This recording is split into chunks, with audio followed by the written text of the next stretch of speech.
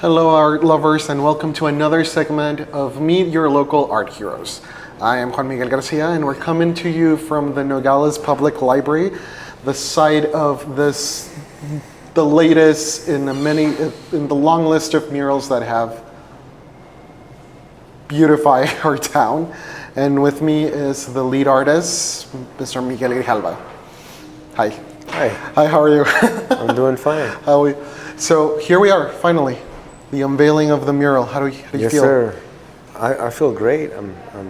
It's been a three-week journey, and the kids that contributed their talents to it did an amazing job, and I'm looking forward to doing another one. Right. This mural was part of the Murals on Morley summer camp, which are funded through the superintendent's office, Alfredo Velázquez. So this mural was created entirely by students in our community under your lead. That's right. In every mural, I like to apply my touch as well when I'm working with students, when I'm directing them. I also like to contribute and add my work to it as well. And I do that because it's a process of teaching. So they see what I can do and they apply and they get inspired and they say that, they see that if I can do it in front of them, they can definitely do it, especially if they took some art classes. It was really cool to see sort of the mural is divided into segments, and each of the students just took to a panel and just started going at it. And it was sort of amazing to see the initiative that they took in creating it. That's right. That's because one thing that I always do with students is I like to let them know that they're not alone in the process, that during that process at any point that they get stuck or that they have a question, I'm always going to be there to help them out and to help them achieve whatever it is, whatever obstacle they're facing. So they get that confidence to be able to work on the wall with that freedom to be able to just achieve those techniques and try those skills out. Right. No, that's amazing. And this is the second year you've done this. That's right. Mural camp, right? The first one was at the Boys and Girls Club. Mm-hmm. And the way that I like to work is I work pretty fast, I have to say. Well, there was a moment where we thought, like, what if we finish early on this? Yes, there was. But I always improvise when there's work left to do, or if I work too fast and if I can add more to something, I will add more to it and try to achieve more. It's funny you mention that, because one of the things that we've talked about in this interviews with other artists, that sometimes you kind of have to be intuitive and you kind of have to do what art tells you that it wants to be. That's right. So you're not afraid to change your plan as you start painting. That's right. Yeah, you take the initiative in certain areas, and you're working on it a step at a time. And wherever there is something lacking, you have to immediately provide those results. You have to have something up your sleeve all the time. Mm. So how did you first become involved with art? When was the moment when you decided this is what I want to do? When I was when I had my first son was when I decided I wanted to pursue art. Back then, I actually wanted to pursue boxing. I wanted to be a champion of the world. But I started having a lot of success in art, and friends, family members would tell me, "Why don't you pursue painting instead, creating artwork, or pursue studying art in college? It's better to achieve those skills that you have." And that's when I decided to pursue it. What was the thing that you wanted to? Was it always murals, or was it just painting in general? I started painting murals when I was attending college. This was 24 years ago. Back then, I also received my associates in illustration and in graphic design. And so I pursued being a freelance artist, painting murals, portraits, designing, working on T-shirts, some different types of art, different types of mediums for 25 years. It was up until early this year that I received my bachelor's in advertising, art, and design. It's amazing. Congratulations. Thank you. It's sort of interesting to see that journey because I don't think none of us as artists expect to make it here or to all of a sudden be in this center of what I keep referring to as the local art scene. I think it takes a lot of diligence. It takes suffering. Those 25 years that I've been involved in this, many of those years have been years of ups and downs, roller coaster rides where things didn't work out for a long time. Many doors were shut. There were many times when I decided to give up, but something in me just said, no, you just got to continue. You have to proceed. You have to achieve. There was a goal that I want to achieve. There's a dream that I want to pursue, and I will do anything to make it happen, even if it took suffering. Right. Mm-hmm. No, that's amazing. What do you see that there is a contrast in what is happening here locally in the Morley Arts District as opposed to what the environment was 5-10 years ago? Oh, for sure. I'm not a resident of Nogales. I arrived from Santa Fe, New Mexico, back in 2018. I moved here from New Mexico. So I moved here from the center of the arts in Santa Fe. I was just gonna say, that's a pretty popular art scene. Definitely. It's an amazing they compare it to New York as far as the art capital.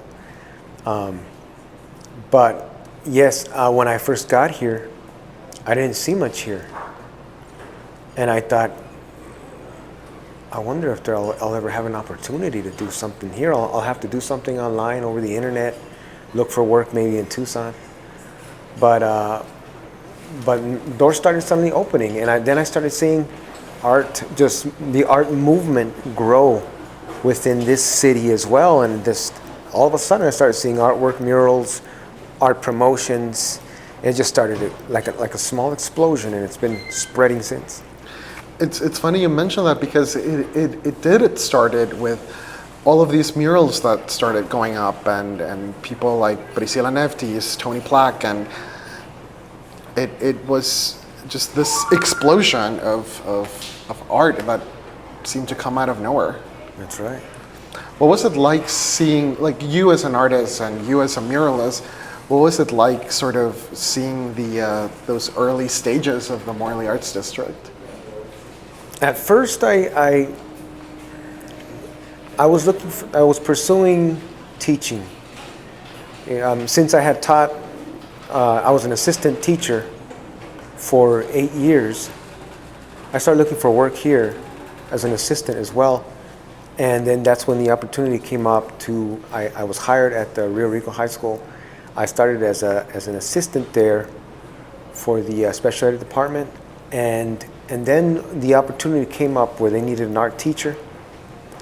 At the time, I applied for the position. I didn't have yet the bachelor's, so I started. The good thing is that the principal then made this deal with me to hire me as a long-term substitute teaching art and ceramics, and at the same time pursue college and pursue the bachelor's, and then the teacher certification. So when that took place, it happened to be just at a moment where the entire art movement started growing here in Nogales. And it was just through the school system that I started getting linked with great connections here. And then one thing led to another, door open, another door open, another door open. That's amazing. So this, like we mentioned, this particular mural is created by students under your leadership. Would you say that this is an accurate representation of what your art is, or would you say that your style is completely different from what you do with the schools? I would say that my style is very intricate. I'm very diligent. I focus a lot on detail. And with the mural, I let the students kind of take their direction and apply their skill and what they know. I do focus on making sure that details are applied, that skills are applied correctly. But I let them take their own lead as far as what they're going to apply, how they're going to apply it. We do work from a standard, but I would say that in some ways it's not exactly like the work that I do. Right. Well, I assume that your process is the same, because I see you sort of have this concept in your mind for like a particular panel, and then you would like search for the inspiration, try to get people to pose so that you have like an actual reference. Is that the same process for your art? For my art, yes, very similar. Because like seeing that process was amazing, because it was this whole from concept to creation, and everything in between was very meticulously planned. Like nothing was left to chance. Like, yeah, I would say that it's very similar in that aspect. Every tiny detail, like you planned out. Definitely. Yeah. And the students worked very hard.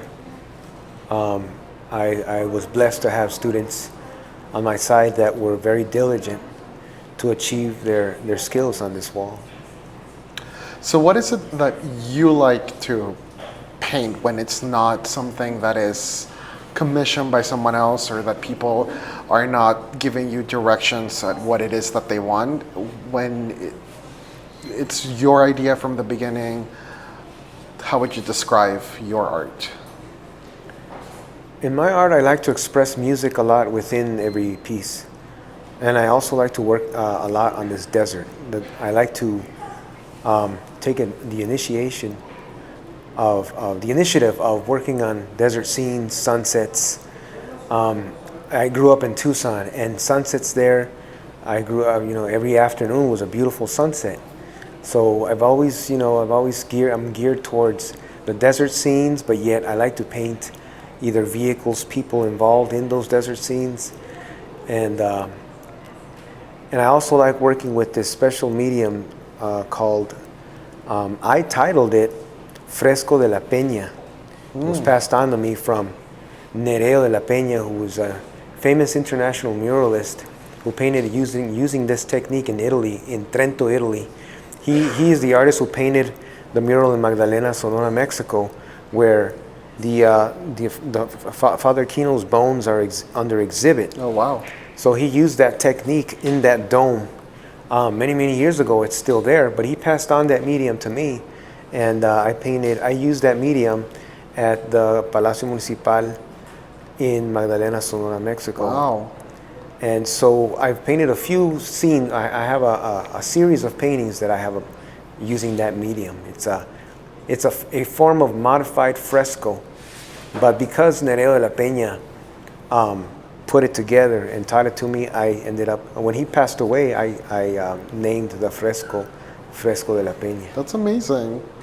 That's the other thing that I love about your work, is that you sort of carry all of these stories and experiences, and that influences a lot of your work. Many people that I have met that have touched me profoundly, that I still hold in my heart, and Nereo is one of them. He passed away the night that I finished painting the mural in Mexico at the Palacio Municipal. And many people that I've met throughout the journey that are amazing people, experiences that I've had, that they still resonate. But yeah, it's a reflection of what I paint. When you put your artworks next to each other, like imagine this.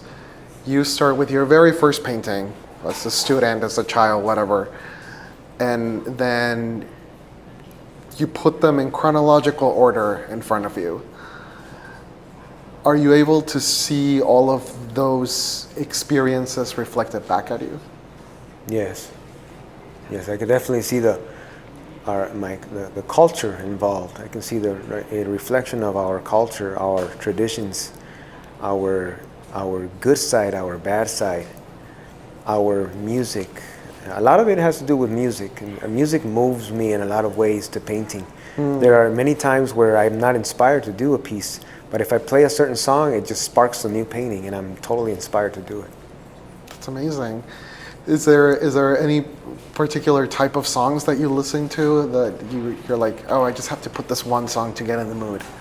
There's a lot of a lot of acoustic guitar type music like Otmar Liebert or Oscar Lopez or the Gypsy Kings. Depending on the mood, I get inspired to paint those scenes that are either romance or some form of suspense.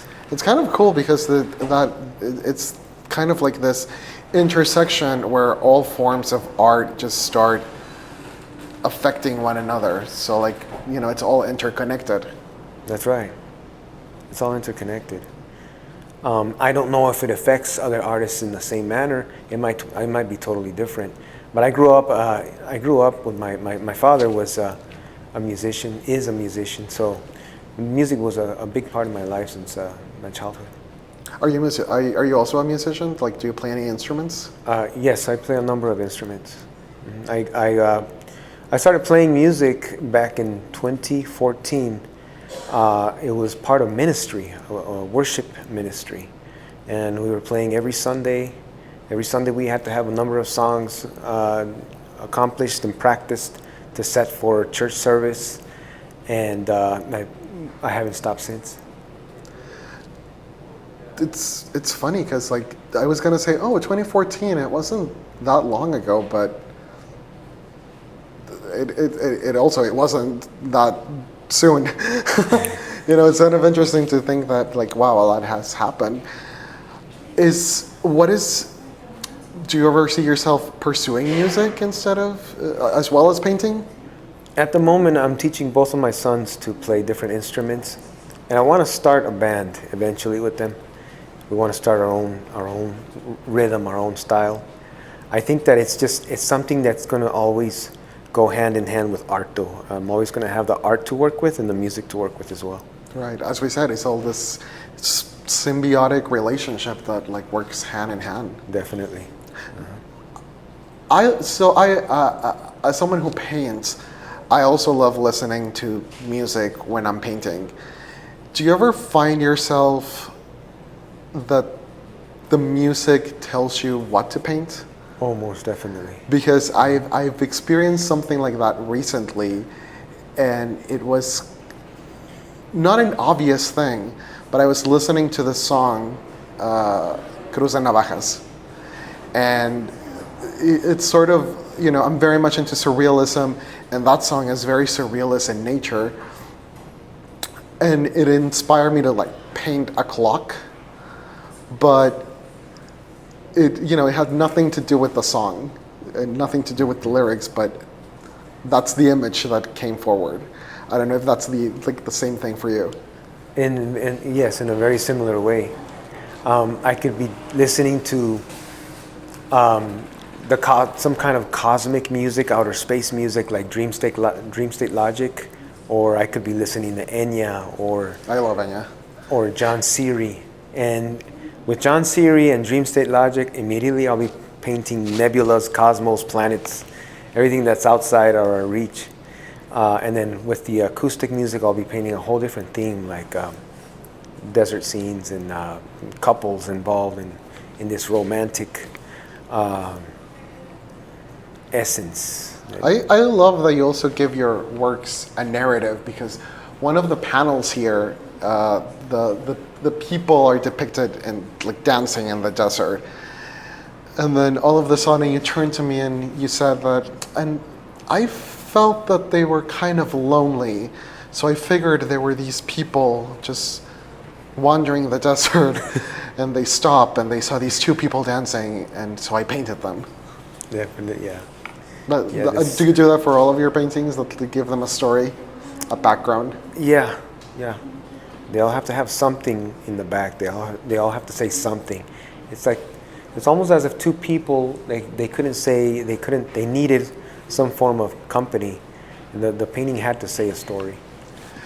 It's so cool because oftentimes, or I have said many times, that art has to say something, but in your case, it's like literally storytelling, visual storytelling. And in this painting, the woman dancing is Isabella Galindo Doyle, a good friend of mine, as well as my friend Ryan Doyle. They have been friends, Yeah. residents from I Nogales. remember you told me the story, like that you went to Phoenix to photograph them, so you have a reference photo, so that it's something that it's based on reality.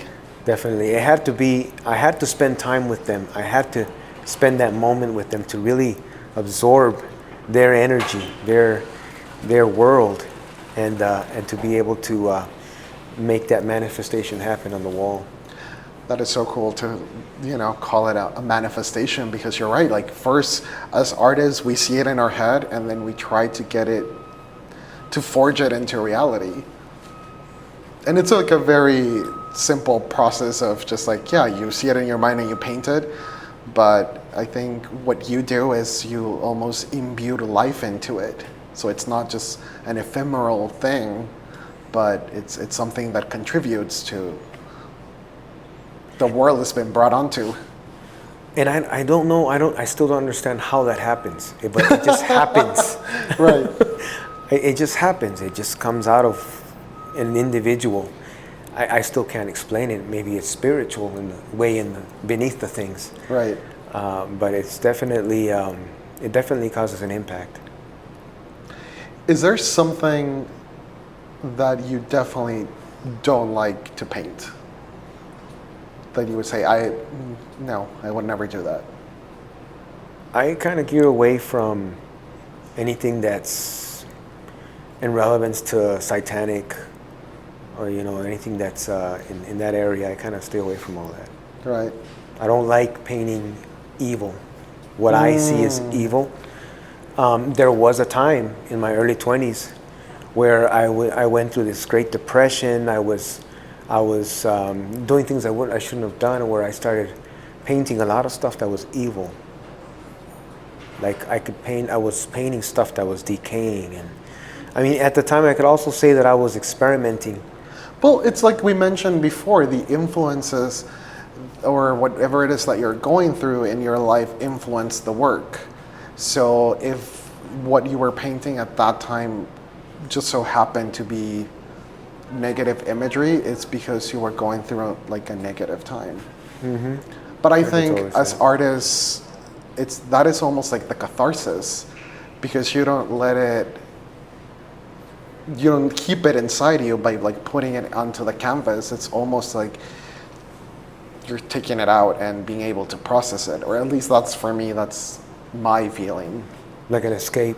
Yeah. If I wouldn't have been painting, what would I have been doing? Yeah. Maybe not good stuff. Yeah. So I think I was better off just painting, even if I was expressing something that cannot be seen very admirable by some people. Did you ever put those paintings on display? Yes, I did. I had them displaying in downtown Tucson at this. We had started Cuadro Arte Latino Internacional, which is 4 artists. I was one of the co-founders, and we were having art shows during the art studio tours, and that's when I was displaying the work. Yeah, we've talked on many occasions like about that art movement that you experienced and that you started. How do you compare it to the current art movement that's happening here in our little community? Do you think it shows promise? Like, do you think it's thriving? By far. I can definitely say that it gives artists hope. It brings color into, like I say, art changes demographics. And I totally think that this art is making a major change here. What do you hope to see in the future? As far as murals here, artwork? As far as the Morley Arts District, the local art scene, the fact that more and more students, teenagers, kids are getting involved in the arts. I think you pretty much just said it. I hope to see that. I hope to see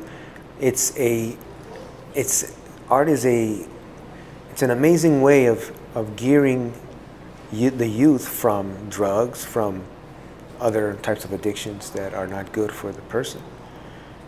Art is definitely a successful route, and I think if this city continues it, we're going on the right. We're heading down the right track. And what do you see in the future for you as an artist? As an artist, I want to keep pursuing the dream. The dream, I've always had that dream to just. I want to be an established artist. Being able to live off doing what you love. Definitely. That's amazing. I never done this before, but I think we should do a rapid fire round. So what we're gonna do is I'm gonna ask you a series of questions, and you just answer them how you at the top of your head without thinking. Okay. You seem nervous. Throw it at me. Throw it at me. No, it's very simple. It's very casual. Okay. Okay. What's your favorite time of day? Golden hour. What's your biggest weakness? Short temper. What's your biggest strength? Diligence. What's a cause that's important to you? My family, their health, my health. What's the best compliment you have ever received? You're a great artist. When do you feel the most inspired? When I'm listening to music. What song can you listen to and repeat? It would be.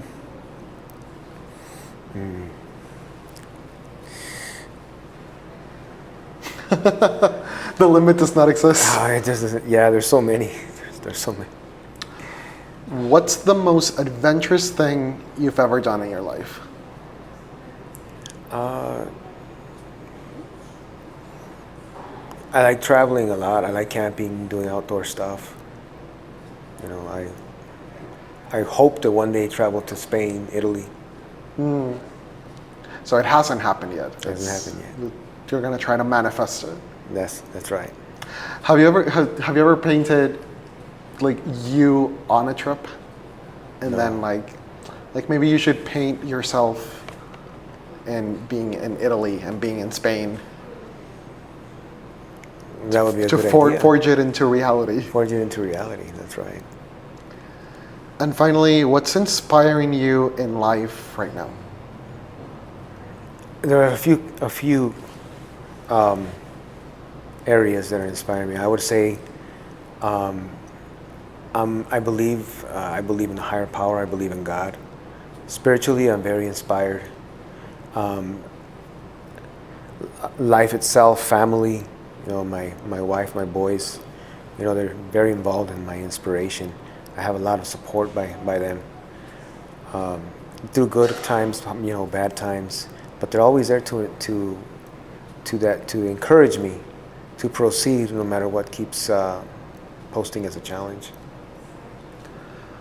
Well, thank you so much for this amazing interview, and hopefully we'll see what you do next year Definitely. in another summer camp with murals on Morley. And I'm looking forward to it. Yeah, it's always the next one, right? That's right. Well, thank you, art lovers, for joining us once again on this segment of Meet Your Local Art Heroes. As always, you can subscribe to our newsletter where you can see everything that's happening in our artistic community. And keep tuning into this little capsules where you get to meet more local art heroes in your community. I'm Juan Miguel Garcia.